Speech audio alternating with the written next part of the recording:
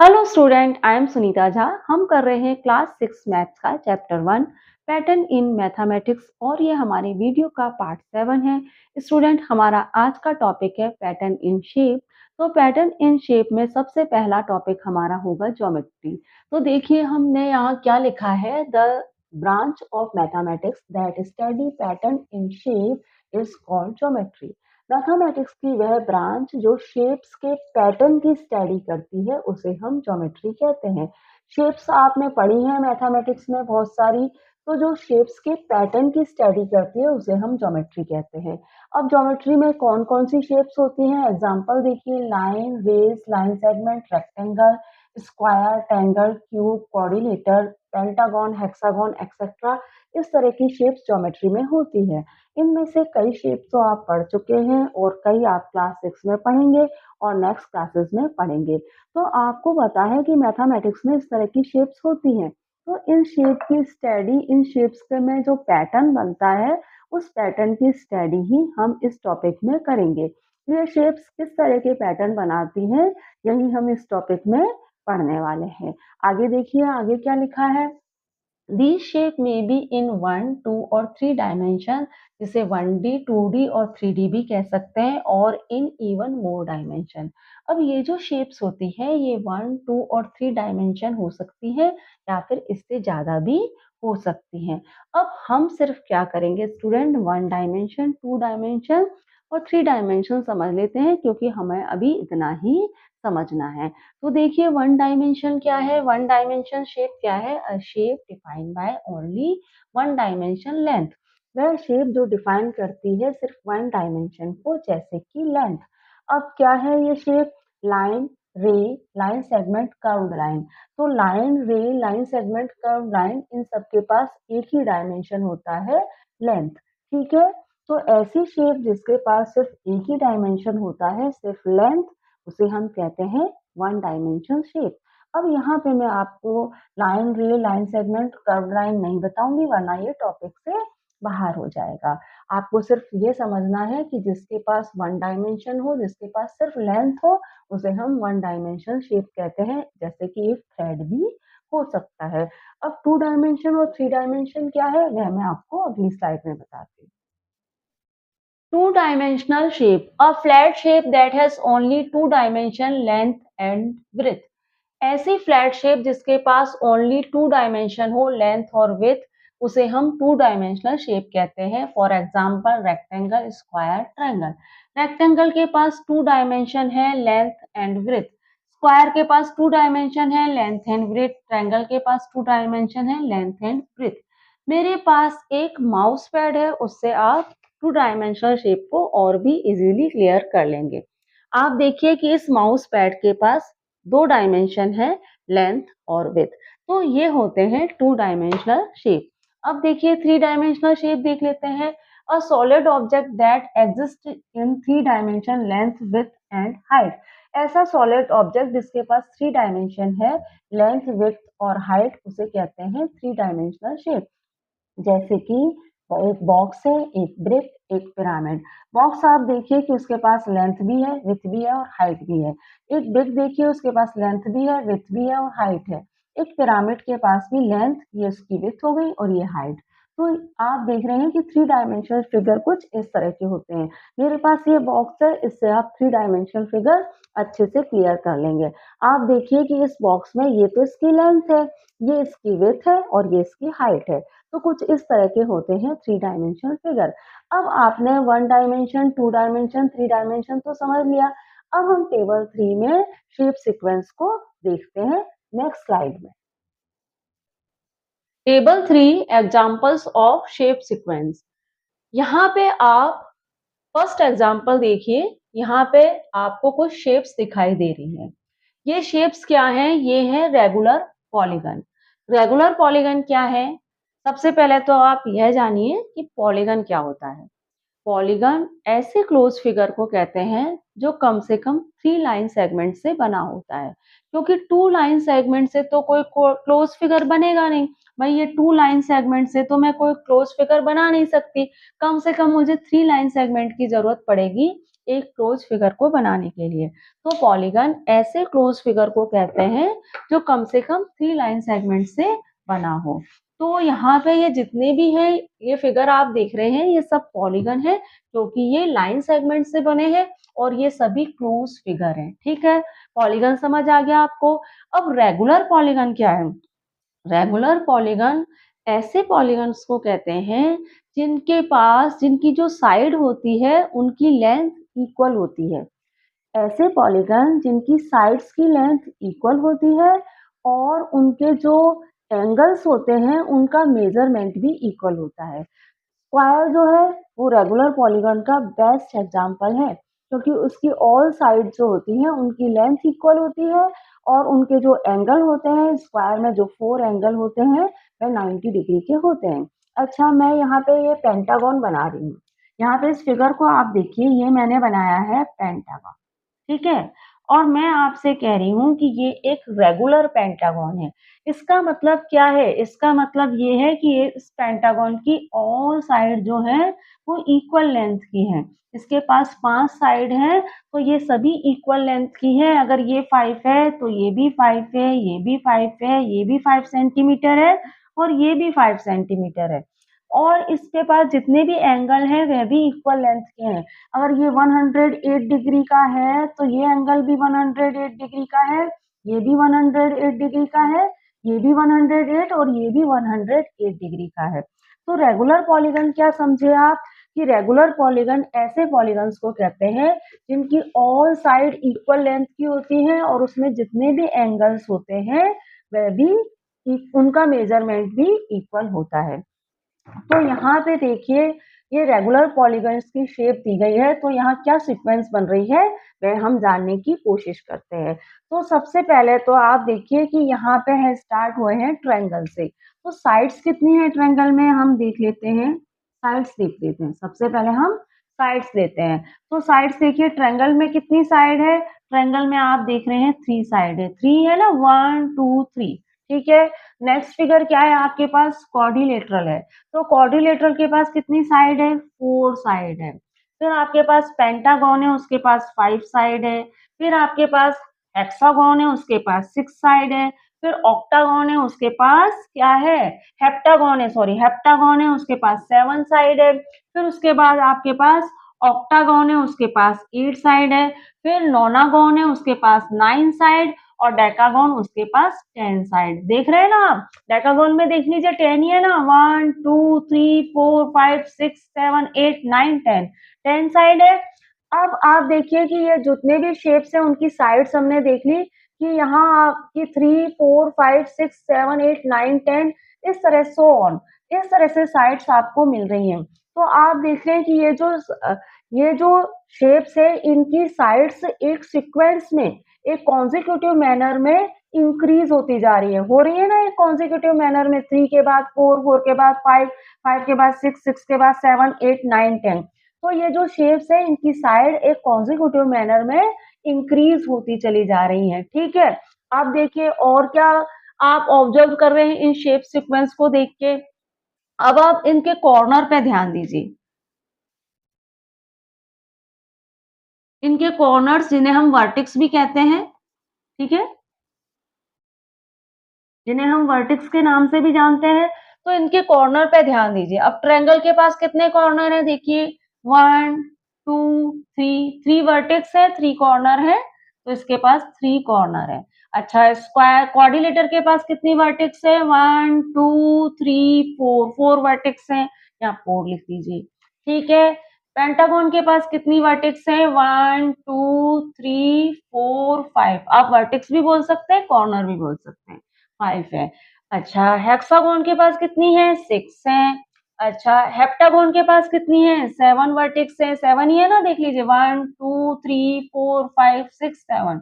ऐसे ऑक्टागोन के पास 8 वर्टेक्स हैं और नोनागोन के पास 9 और डेकागोन के पास 10, सो ऑन। ठीक है। तो यहाँ पे आप देखिए कि कॉर्नर और वर्टेक्स भी आपको 3, 4, 5, 6, 7, 8, 9, 10 मिल रही हैं, जो एक सीक्वेंस में है ना? एक सीक्वेंस में नेचुरल नंबर के सीक्वेंस बन रही है 3, 4, 5, 6, 7, 8, 9, 10, ठीक है। और क्या ऑब्जर्व कर रहे हो आप? और आप ऑब्जर्व कर रहे हो कि नंबर ऑफ साइड और नंबर ऑफ कॉर्नर इक्वली है ना? नंबर ऑफ साइड भी 3, 4, 5, 6, 7, 8, 9, 10 है और नंबर ऑफ कॉर्नर भी 3, 4, 5, 6, 7, 8, 9, 10 आ रहे हैं एक सीक्वेंस में, ठीक है?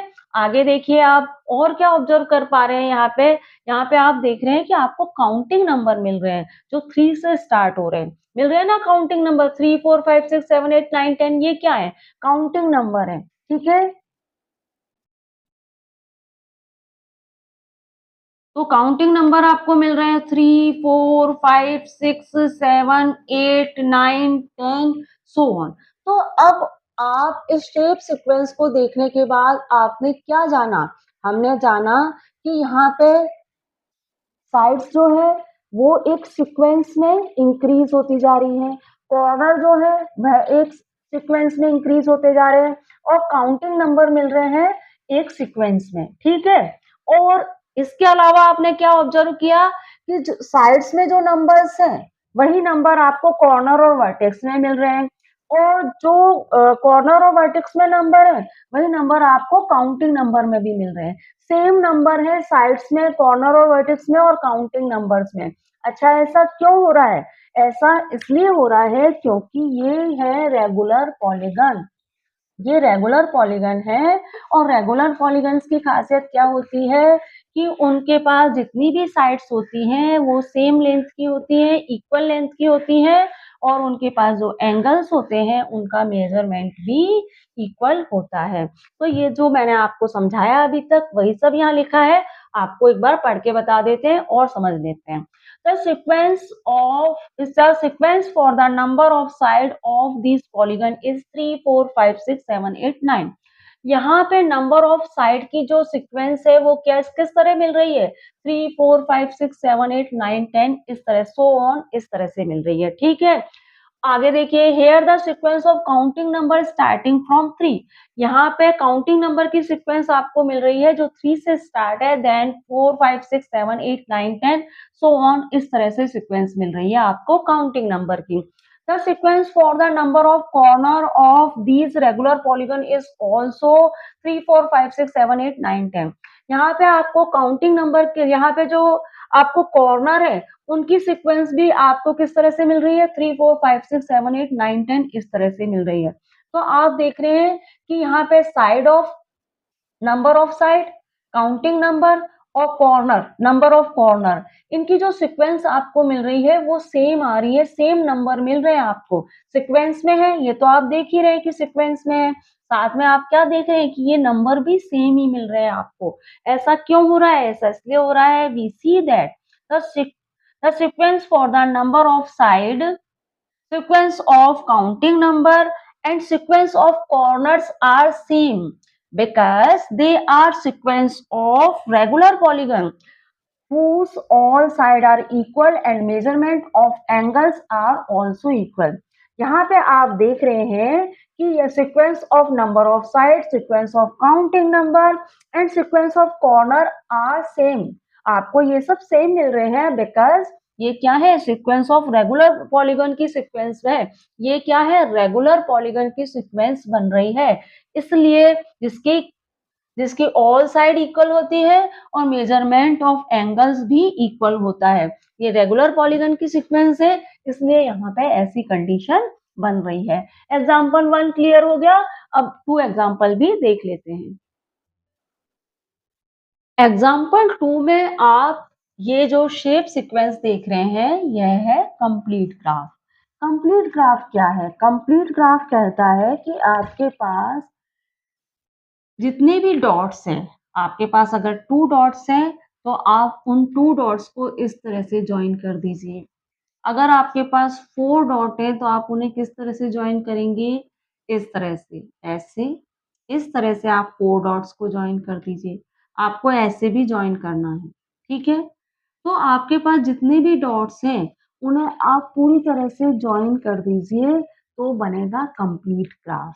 तो यहाँ पे ये जितने भी शेप्स हैं ये सब कंप्लीट ग्राफ है, क्योंकि K2 में जितने डॉट्स हैं उन्हें आपस में ज्वाइन करा गया है लाइन बना के।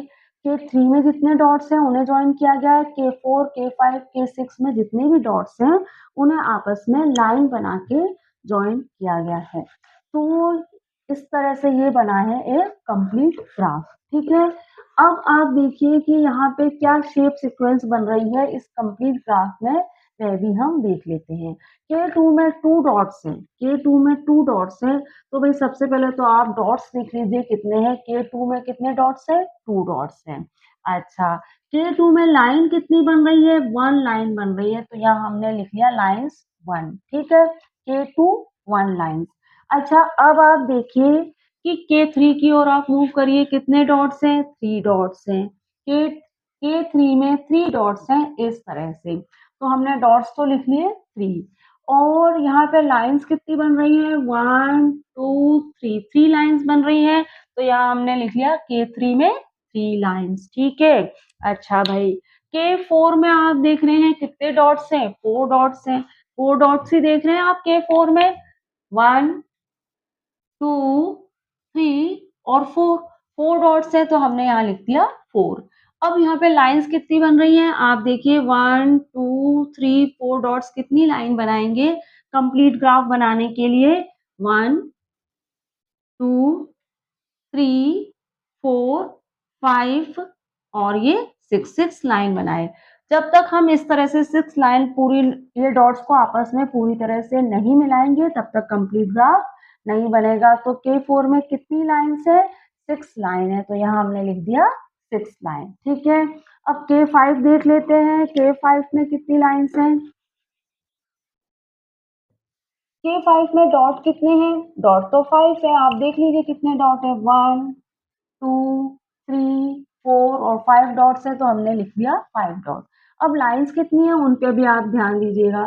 देखिए कुछ इस तरह से बना है K5, K5 कुछ इस तरह का फिगर है। ठीक है, अब ये 5 लाइन तो है ही, 1 2 3 4 5 तो ये है ही। अब आप देखिए ये क्या है? 6, ये क्या है? 7, ये क्या है? 8, ये क्या है? 9 और ये है 10। तो यहाँ पे टोटल कितनी लाइन्स है? 10 लाइन है। तो K5 में कितनी लाइन है? 10 लाइन्स मिल रही हैं आपको K5 में। अब K6 पे देख लेते हैं, K6 में डॉट्स कितने हैं भाई? K6 में 6 डॉट है ना? 6 डॉट आप देखिए 1 2 3 4 5 6, तो ये डॉट्स कितने हैं? 6 डॉट्स है। लाइन्स कितनी है उन पे गौर कीजिए। K6 कुछ किस इस तरह का फिगर बना है, कुछ इस तरह का फिगर है K6।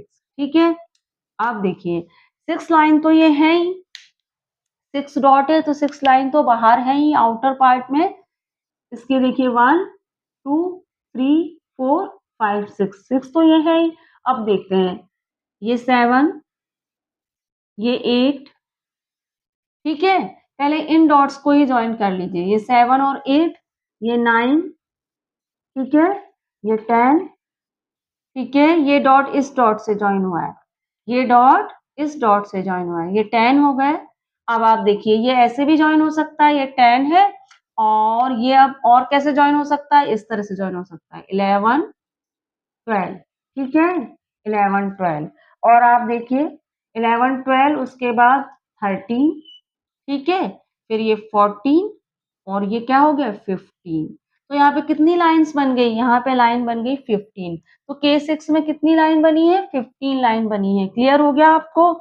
अब आप देखिए कि ये शेप सीक्वेंस क्या बता रही है। ये शेप सीक्वेंस आपको कह रही है कि भाई देखिए यहाँ पे 2 3 4 5 6 starting from 2 and sequence of counting number and natural number.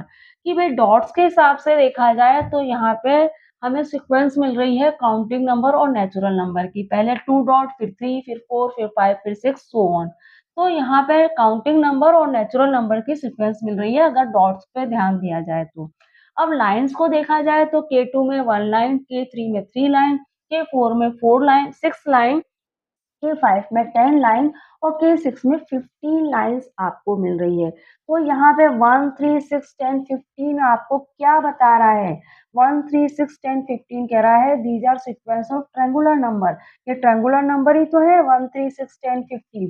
पढ़े हैं ना हमने टेबल 1 में। कैसे मिलते हैं हमें ट्रायंगुलर नंबर? फर्स्ट नंबर तो आप 1 मानिए।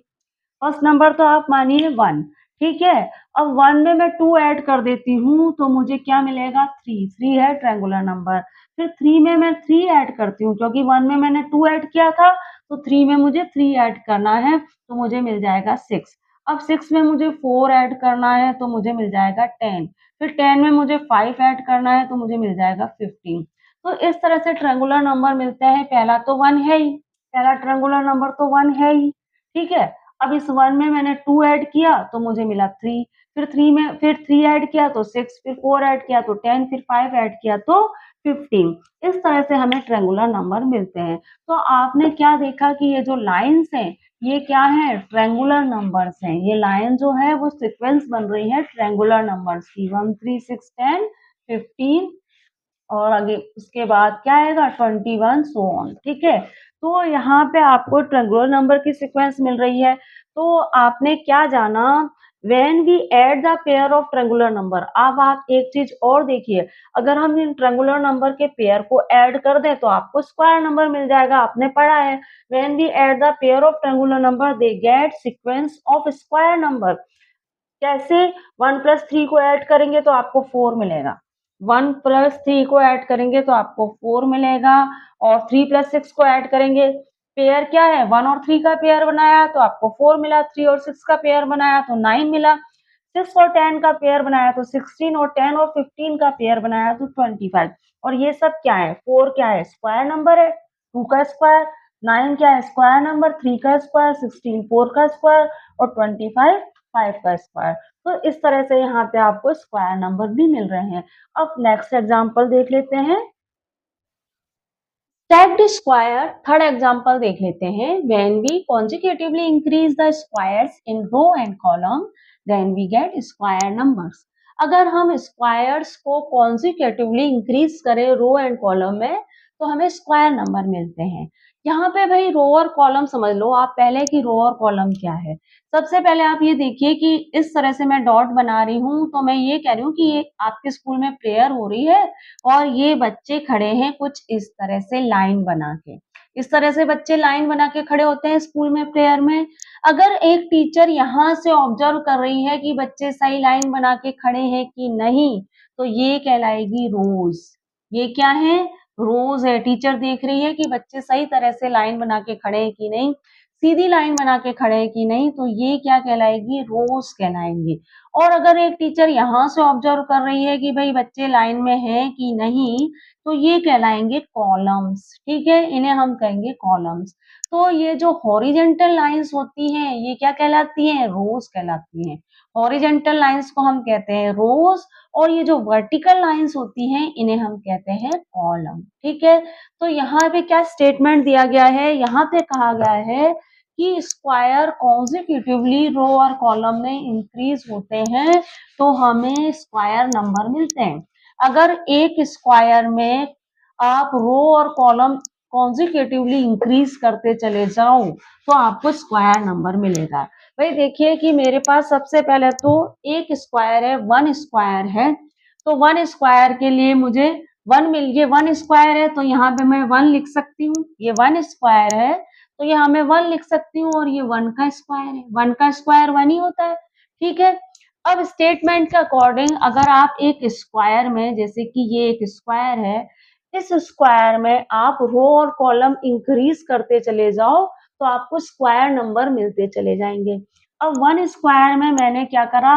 ये रो है, एक स्क्वायर इंक्रीज कर दिया, यहाँ इस रो को कंप्लीट कर दिया। ये स्क्वायर है, इसके ऊपर ये रो है, इस तरह से जा रही है तो इस रो को मैंने कंप्लीट कर दिया। अब मैं कॉलम को भी कंप्लीट कर देती हूँ। कॉलम वर्टिकल होते हैं, रो हॉरिजेंटल होती है, कॉलम वर्टिकल होते हैं। अब तो मैं कॉलम को भी कंप्लीट कर देती हूँ। तो ये मुझे कितने स्क्वायर मिले? 4। 4 किसका स्क्वायर है? 2 का स्क्वायर 4 होता है, ठीक है। अब हम क्या करते हैं? अब हम फिर रो इंक्रीज करते हैं। अब मैंने फिर रो इंक्रीज कर दी, ठीक है। अब मैं कॉलम भी इंक्रीज कर देती हूँ, यही कह रहा है ना स्टेटमेंट कि आप रो और कॉलम को इंक्रीज करते चले जाएंगे कॉन्सिक्यूटिवली तो आपको स्क्वायर नंबर मिलेंगे। अब मैंने रो और कॉलम को इंक्रीज किया तो मुझे क्या कितने स्क्वायर मिल गए, ये कितने स्क्वायर है 9। तो किसका स्क्वायर है 3 का, 3 का स्क्वायर क्या होता है 9 होता है। अच्छा, अब आप देखिए इसे थोड़ा मिटा के दोबारा बनाते हैं, बनेगा नहीं पूरा। अब आप देखिए कि आपके पास 3 का स्क्वायर 9 है, कुछ इस तरह से। 3 का स्क्वायर आपके पास 9 है, कुछ इस तरह से, समझ पा रहे हैं ना आप? 3 का स्क्वायर 9 आपके पास कुछ इस तरह से है, ये और ये फिगर एक ही है। अब आप देखिए आप यहाँ पे रो इंक्रीज करिए, मैंने रो इंक्रीज कर दी। रो हॉरिजेंटल होती है, इसी तरह होती है रो, रो मैंने इंक्रीज कर दी। अब मैं कॉलम इंक्रीज कर देती हूँ जो वर्टिकल होते हैं, तो मैंने कॉलम भी इंक्रीज कर दी। स्क्वायर्स बना रही हूँ ये मैं, है ना। कितने हो गए भाई ये टोटल 16, 4 1 जा 4, 4 2 जा 8, 12 और 16। 16 किसका स्क्वायर है भाई, 16 4 का स्क्वायर है। ठीक है। अब आप देखिए मैं रो इंक्रीज कर रही हूँ, रो मैंने इंक्रीज कर दी। ठीक है, कॉलम भी इंक्रीज कर देती हूँ इस तरह से। रो हॉरिजेंटल, कॉलम वर्टिकल, तो हॉरिजेंटली इंक्रीज कर दी मैंने, अब वर्टिकली भी इंक्रीज कर रही हूँ। ठीक है, टोटल कितने हुए 5 है एक रो में, 5 5 जा कितनी रो है 1 2 3 4 5, 5 रो है और हर रो में 5 है तो 25। 25 किसका स्क्वायर है भाई, 5 का स्क्वायर क्या है 25 होता है। तो यहाँ आपने क्या देखा कि आप रो और कॉलम को कॉन्सिक्यूटिवली इंक्रीज करते चले जाते हैं तो आपको स्क्वायर नंबर मिलते हैं। तो ये है हमारे स्टैक्ड स्क्वायर, जो आप इसको और भी ज्यादा स्टैक्ड कर सकते हैं। स्टैक्ड का मतलब होता है चिपका, एक के बाद एक रो और कॉलम में आप इनको चिपकाते चले जा रहे हैं, है ना, लगाते चले जा रहे हैं तो हमें स्क्वायर नंबर मिलते जा रहे हैं। ठीक है, अब आप देखिए और क्या कर सकते हैं आप यहाँ पे ये स्क्वायर नंबर तो आपको मिल गए, 1 का स्क्वायर, 2 का, 3 का, 4 का, 5 का स्क्वायर, स्क्वायर नंबर तो आपको मिल गए 1 4 9 16 25, ये सब स्क्वायर नंबर है, ये तो आपको मिल गया। अब इन स्क्वायर नंबर से हम क्यूब्स भी नहीं बना सकते, क्यूब नंबर भी ले सकते हैं। ये स्क्वायर नंबर हमें क्यूब नंबर भी दे सकते हैं, कैसे देंगे, जब हम इन स्क्वायर नंबर में काउंटिंग नंबर मल्टीप्लाई करते जाएंगे। जैसे कि पहला स्क्वायर नंबर 1 है तो इसमें मैं 1 मल्टीप्लाई कर दूं तो मुझे क्यूब मिल जाएगा 1। फिर दूसरा स्क्वायर नंबर 4 है, उसमें मैं 2 मल्टीप्लाई कर दूं तो मुझे मिल जाएगा 8 जो कि क्यूब है, क्यूब नंबर है। फिर 9 में मैं मल्टीप्लाई कर दूं अगला काउंटिंग नंबर 3 तो मुझे मिल जाएगा क्यूब नंबर। देखिए यहाँ पे मैं आपको अच्छे से बताती हूँ। देख, when a sequence of square number, अगर हम स्क्वायर नंबर की सीक्वेंस में is multiply by the sequence of counting number, अगर हम स्क्वायर नंबर की सीक्वेंस में जो क्या है 1 4 9 16 25, यही है स्क्वायर नंबर की सीक्वेंस। अगर हम स्क्वायर नंबर की सीक्वेंस में काउंटिंग नंबर को मल्टीप्लाई कर दें तो हमें रिजल्ट में क्यूब मिलेगा। When a sequence of square number is multiply by a sequence of counting number the result number from a sequence of cube. जैसे कि देखिए 1 में 1 मल्टीप्लाई किया तो 1 का क्यूब मिल गया जो 1 होता है, 4 में 2 मल्टीप्लाई किया तो 2 का क्यूब मिल गया जो 8 होता है, 9 में 3 मल्टीप्लाई किया तो 3 का क्यूब मिल गया जो 27 होता है, 16 में 4 मल्टीप्लाई किया तो हमें 4 का क्यूब मिल गया जो कि 64 होता है। तो इस तरह से आपने देखा कि हम स्क्वायर नंबर को काउंटिंग नंबर से, सीक्वेंस ऑफ स्क्वायर नंबर को सीक्वेंस ऑफ काउंटिंग नंबर से मल्टीप्लाई करते हैं तो हमें क्यूब नंबर भी मिलते हैं। अब बाकी के एग्जाम्पल भी देख लेते हैं। स्टैक ट्रायंगल, टेबल 3 का एग्जाम्पल 4 है। एग्जाम्पल 4 क्या कह रहा है, रिकॉर्ड करते हैं। आपकी बुक में कुछ इस तरह का फिगर दिया है एग्जाम्पल 4 में। तो सबसे पहले आप देखिए कि फर्स्ट फिगर में 1 ट्रायंगल है और 1 ही रो है, 1 ट्रायंगल 1 रो, तो यहाँ पे आप लिख लीजिए 1 रो। सेकंड फिगर देखिए आप कि कुछ इस तरह से क्या करा गया है, एक ट्रायंगल बनाया गया है और उस ट्रायंगल के अंदर ये 1 रो है और नेक्स्ट रो कैसे बनाई गई है, इस तरह से बनाई गई है। 1 रो तो ये बन गई और नेक्स्ट रो बनाई गई है कुछ इस तरह से। ठीक है, तो ये 1 रो, ये सेकंड रो और इसमें कितने ट्रायंगल है 1 2 3 ट्रायंगल है। तो आप देख रहे हैं कि यहाँ पे रो इंक्रीज हो रही है, नेक्स्ट फिगर में रो इंक्रीज होती जा रही है, यहाँ 1 रो, यहाँ 2 रो और 1 रो में तो 1 ट्रायंगल है और सेकंड रो में है 3 ट्रायंगल। अब ये जैसे-जैसे रो इंक्रीज हो रही है नेक्स्ट फिगर में आप देखेंगे कि आपको ऑड नंबर की सीक्वेंस मिलेगी। फर्स्ट ट्रायंगल 1 रो 1 ऑड नंबर, सेकंड फिगर 2 रो और आपको ऑड नंबर की रो मिल रही है 1 और 3। 1 और 3 क्या है? ऑड नंबर है। अब जो हमारा थर्ड फिगर है इसमें आपकी 3 रो बनेंगी। थर्ड फिगर में 3 रो बनेंगी। ठीक है? क्योंकि आप देख रहे हैं या 1 रो या 2 रो या 3 रो। थर्ड फिगर में 3 रो बनेंगी कुछ इस तरह से। पहले फर्स्ट रो, फिर ये सेकंड रो, फिर आप इस लाइन को और बना दीजिए पूरा और ये हो जाएगी थर्ड रो। थर्ड रो कुछ इस तरह से बनेगी। ठीक है? अब देखिए फर्स्ट रो में 1 ट्रायंगल, सेकंड रो में 3 ट्रायंगल और थर्ड रो में 1 2 3 4 5 ट्रायंगल। तो आप देख रहे हैं कि जैसे-जैसे रो इंक्रीज हो रही है, आपको ऑड नंबर की सीक्वेंस मिलती जा रही है। 1 3 5 ऑड नंबर ही है ना? तो ये देखिए ये 1, ये 3 और ये 5। ओके, अब आप देखिए नेक्स्ट फिगर देखिए आपने अभी हमने 3 रो बन ली है, अब हम फोर्थ रो लेंगे।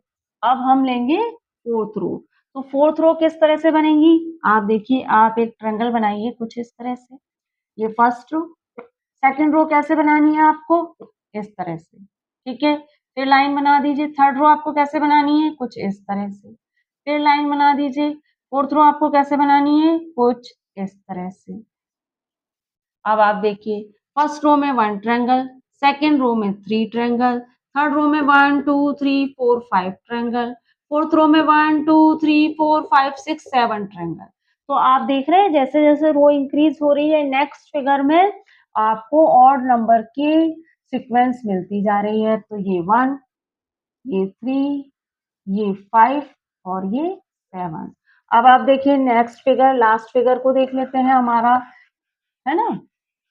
तो आपको इसी तरह से ऑड नंबर जैसे-जैसे आप रो इंक्रीज करते जाएँगे इस शेप में आपको ऑड नंबर की सीक्वेंस मिलती जाएगी, इंक्रीज होती जाएगी, ऑड नंबर की सीक्वेंस मिलती जाएगी। अब आप देखिए किस तरह से बना रहे हैं हम, आप ध्यान से देखिएगा।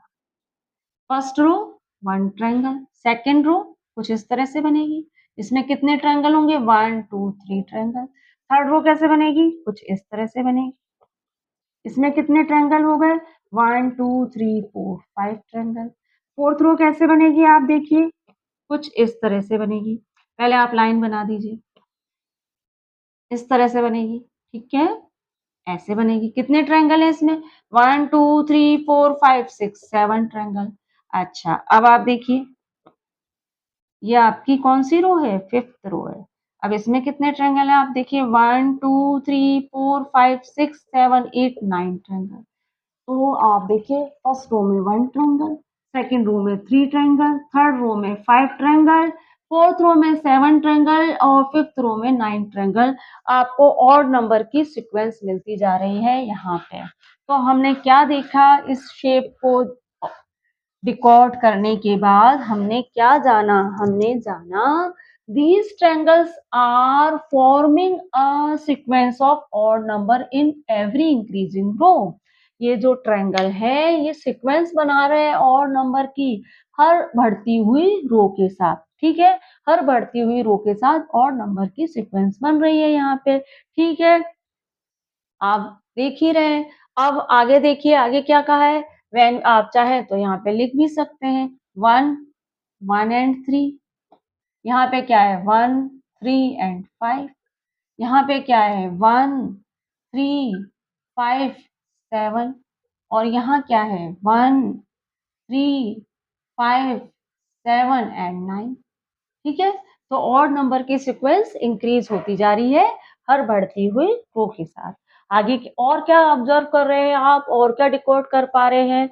When we add up odd number they get square number. अगर हम इन ऑड नंबर को ऐड अप करते हैं तो हमें स्क्वायर नंबर मिलते हैं। कैसे भाई? देखिए पहले 1 है तो 1 के लिए तो आपको 1 का स्क्वायर क्या होता है? 1 ही होता है और 1 के तो आपको यहाँ पे तो 1 ही मिल जाएगा। ठीक है? पहला नंबर क्या है? 1। 1 के इसका स्क्वायर है, 1 का स्क्वायर है तो यहाँ पे आपको मिल गया 1। फिर आप 1 और 3 1 और 3 ऑड नंबर है, इनको ऐड करिए आपको मिलेगा 4। ये किसका स्क्वायर है? 2 का। फिर 1 3 5 ऑड नंबर को ऐड करिए और ऐड अप कर रहे हैं ऑड नंबर की सीक्वेंस को। तो 1 3 5 को ऐड करेंगे तो मिलेगा 9, ये किसका स्क्वायर है? 3 का। फिर 1 3 5 7 को ऐड करेंगे तो मिलेगा 16, ये किसका स्क्वायर है? 4 का। तो आप देख रहे हैं यहाँ पे आपको स्क्वायर नंबर मिलते जा रहे हैं अगर हम ऑड नंबर की सीक्वेंस को ऐड अप करते जा रहे हैं तो एग्जाम्पल 4 कर लिया है हमने स्टेट ट्रायंगल। अब बाकी का एग्जाम्पल भी देख लेते हैं। Coach Snowflake table 3 shape sequence का लास्ट एग्जाम्पल है, तो इसे भी देख लेते हैं। फर्स्ट फिगर जो है उसमें बनाया गया है एक इक्विलेटरल ट्रायंगल। इक्विलेटरल ट्रायंगल क्या होता है? इक्विलेटरल ट्रायंगल उस ट्रायंगल को कहते हैं जिसकी ऑल साइड इक्वल होती है। अब देखिए कि कुछ इस तरह का फिगर बनाया गया है, कुछ इस तरह का फिगर यहाँ पे बना है। ठीक है स्टूडेंट, अब यहाँ पे क्या किया गया है? ये फिगर बना है 3 लाइन से, ये फिगर 3 लाइन से बना है। हर लाइन के ऊपर कुछ इस तरह से बम्प निकाल दिए गए। किस तरह से? इस तरह से हर लाइन के ऊपर कुछ इस तरह से बम्प निकाल दिए गए, इस तरह से। 3 लाइन है और तीनों लाइन के ऊपर कुछ इस तरह से बम्प निकाल दिए गए। इस लाइन को ही उठाया गया है ऊपर की ओर, तो यहाँ से मैं इसको हटा देती हूँ। ठीक है, अब ये कुछ इस तरह का फिगर बना। ये कितनी लाइन है इसमें देख लेते हैं। 1 2 3 4 5 6 7 8 9 10 11 और ये 12। ठीक है, यहाँ पे है 12 लाइन्स। अब नेक्स्ट फिगर बनेगा। ये जो लाइन्स हैं इनके ऊपर बम्प, इनको बम्प करके नेक्स्ट फिगर बनेगा। किस तरह से बनेगा देखिए, यहाँ पे मैंने एक बम्प इस तरह निकाला, एक बम्प मैंने इस तरह निकाला, एक बम्प मैंने इस तरह निकाला। इस लाइन को ही थोड़ा सा मैं खींच देती हूँ, ये जो लाइन है इनको थोड़ा सा खींच देती हूँ। इस तरह से हमने यहाँ पे बम्प निकाल दिया। ठीक है, इस तरह से, ऐसे इस तरह से बम्प निकाले हमने हर लाइन के ऊपर। ठीक है, अब इसी लाइन को हमने खींचा है तो यहाँ से मैं इरेज कर देती हूँ, यहाँ से मैं इसे इरेज कर देती हूँ। इन्हीं लाइंस को तो खींचा है मैंने, इसलिए यहाँ से मैं इसको इरेज कर देती हूँ। 2 लाइन नहीं होगी ना ये, एक तो खींचने पे तो ये इस तरह से फिगर बन गया, तो इस लाइन को इरेज करना होगा हमें। ठीक है, इस तरह, इस तरह से इस लाइन को हमने इरेज किया और ये कुछ इस तरह का फिगर बन गया। अब यहाँ पे आप देखिए कि क्या शेप सीक्वेंस बन रही है। आप देख रहे हैं कि फर्स्ट फिगर में 3 लाइन है, सेकंड फिगर में 3 4 जा 12, 12 लाइन्स है।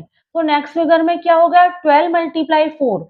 तो इस फिगर में आपको पता है 12 मल्टीप्लाई 4 48 लाइन्स है। अब नेक्स्ट फिगर जो आएगा उसमें क्या होगा? 48 मल्टीप्लाई 4 लाइन्स होंगी जो 192 होता है। अब नेक्स्ट फिगर बनेगा कैसे? ये जो लाइन्स देख रहे हैं ना, इनके ऊपर ही आप बम्प निकाल दीजिए, हर लाइन के ऊपर, इसके ऊपर भी, इसके ऊपर भी, इसके ऊपर भी। इस तरह से आप हर लाइन के ऊपर बम्प निकालते चले जाइए। हर लाइन के ऊपर आप इस तरह, ये जो उठे हुए हैं ना जितने भी बम्प हैं, उन बम्प के ऊपर ही आपको और बम्प निकालना है। जितने भी बम्प्स हैं अंदर की साइड है उनके ऊपर नहीं, जितने भी बम्प्स आप देख रहे हैं यहाँ पे, उन बम्प्स के ऊपर ही आपको और बम्प्स निकाल देने इस तरह से। ठीक है, यहाँ पे ना इस तरह से जितने भी बम्प्स यहाँ पे निकले हुए हैं उनके ऊपर ही आपको और बम्प्स निकाल देने हैं, कुछ इस तरह से। इस तरह से आप इनके ऊपर और बम्प्स निकाल दीजिए और इस तरह से आप इनके ऊपर जब और बम्प्स निकालेंगे, जितने भी बम्प्स निकले हुए हैं, जितने भी ये कोने निकले हुए हैं ना, इस लाइन के ऊपर भी एक बम्प, इसके ऊपर भी, इसके ऊपर भी, इसके ऊपर भी। इस तरह से आप और बम्प्स के ऊपर भी एक बम्प, और बम्प्स के ऊपर बम्प निकाल दीजिए इस तरह से, इस तरह से। तो आपको कुछ इस तरह का फिगर मिलेगा। अब ये फिगर कितने लाइन से बना है? इस फिगर में 192 लाइन्स हैं। अब आप देखिए तो क्या शेप सीक्वेंस बना? फर्स्ट में 3 लाइन, जो 3 लाइन सेगमेंट से बना था। फिर 3 multi second figure 3 multiply 4 12 line segment से बना है। फिर next figure 12 multiply 4 48 line segment से बना है। फिर नेक्स्ट फिगर 48 इंटू 4 192 लाइन्स है इसमें, और 192 इंटू 4 करेंगे तो हमें नेक्स्ट फिगर में कितनी लाइन होगी आपको पता पड़ जाएगा। तो इस तरह से यहाँ पे शेप सीक्वेंस चल रही है। 3 को फर्स्ट फिगर में 3, फिर 3 मल्टीप्लाई 4 12, फिर 12 मल्टीप्लाई 4 48, फिर 48 मल्टीप्लाई 4 192, सो ऑन। तो कोस स्नोफ्लैक आपको क्लियर हो गया, टेबल 3 आपको क्लियर हो गई, पैटर्न इन शेप आपको पूरी तरह से यहाँ पे इस टॉपिक में मैंने आपको पैटर्न इन शेप का हमारा जो टॉपिक था वो हमने यहाँ पे पूरी तरह से समझ लिया है। अब स्टूडेंट हम हमारे नेक्स्ट वीडियो में मिलेंगे, वहां पे मैं फिगर इट आउट के जो 2 क्वेश्चन हैं वह आपको करा दूंगी। तो मिलते हैं नेक्स्ट वीडियो में। चैनल को लाइक शेयर सब्सक्राइब करना मत भूलिएगा। Thank you for watching.